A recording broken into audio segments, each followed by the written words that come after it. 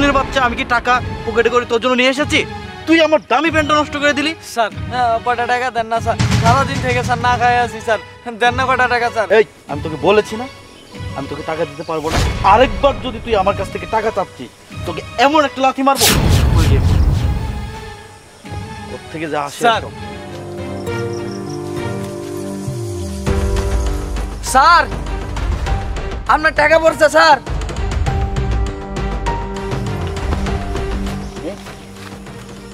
এই টাকা তো আমার।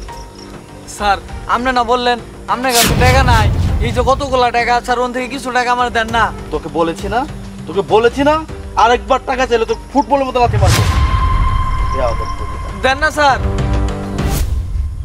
হ্যাঁ স্যার স্যার আমার কটা টাকা দেন না স্যার, স্যার দেন না স্যার, সারাদিন থেকে কিছু খাই নাই স্যার। আচ্ছা ভাই তুমি পাটা ছাড়ো, আমার কাছে তো কোনো টাকা পয়সা নেই। আমার কাছে 20টা টাকা আছে, তুমি এটা নাও, নিয়ে কিছু খেও। হ্যাঁ স্যার আপনি খুব ভালো মানুষ স্যার। আচ্ছা ঠিক আছে থাকো। স্যার আপনার টাকা পড়ছে স্যার। আরে এতগুলো টাকা! কি ব্যাপার, আপনারা এখানে দাঁড়িয়ে কার জন্য ওয়েট করছেন? ম্যাডাম আপনারা যে পাত্র নিয়োগের যে বিজ্ঞপ্তিটা দিয়েছেন না, সেটার ইন্টারভিউ দিতে এসেছি। ও আচ্ছা তাই, ইন্টারভিউ তো হয়েই গিয়েছে, আর একজন সিলেক্টেড হয়ে গেল, সে হচ্ছে সাইম চৌধুরী। হোয়াট? ইন্টারভিউ হয়ে গেছে? হ্যাঁ আমরা তো ইন্টারভিউ দেইনি ম্যাডাম, তাহলে সিলেক্ট কিভাবে হলো? কিভাবে হয়েছে জানতে চান? তাহলে শুনুন। এতগুলো টাকা? এই টাকাগুলো কার?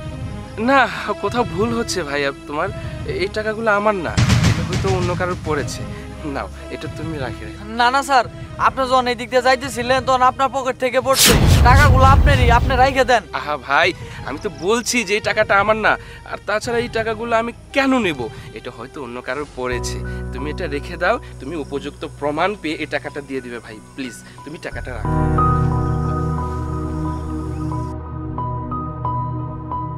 এখন বুঝতে পেরেছেন? আর এই যে আপনি টাকাটা ভালো ছেলের মতো এখানে দিয়ে তারপরে এখান থেকে আউট হন। জান বলছি। যাই হোক, আপনাকে কিন্তু আমার অনেক পছন্দ হয়েছে।